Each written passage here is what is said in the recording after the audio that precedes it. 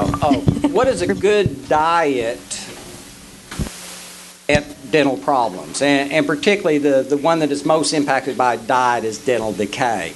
And there's really, in dentistry, we got two main diseases. It's either going to be decay or it's going to be gum disease, different type of infectious process, different types of bacteria. But the one that is most impacted is the dental decay. And foremost because of the refined carbohydrates that are in our food.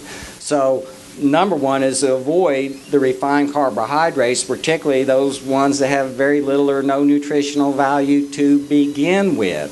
And certainly we have a lot of them in the American diet. But the bacteria love sucrose. They break it down, they make acids with it, and then they'll use it also in their attachment and colonization mechanism.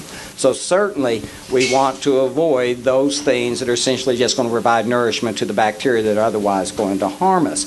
Now, the problem with refined carbohydrates is we certainly got to eat them. We got to have glucose daily. Our body craves it, so certainly.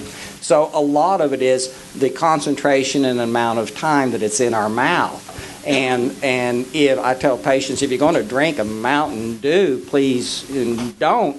But if you do, don't sip it all day long. Gulp that thing, get it out of the way, and move on. Because the longer we bathe our teeth in sugars, we're bathing our teeth in acids and those metabolic products that the bacteria produce.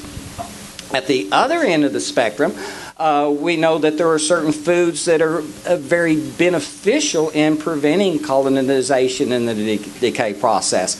One of them that's in vogue right now is the sugar substitute xylitol. The main bacteria that contribute to dental decay cannot metabolize that particular sugar very well.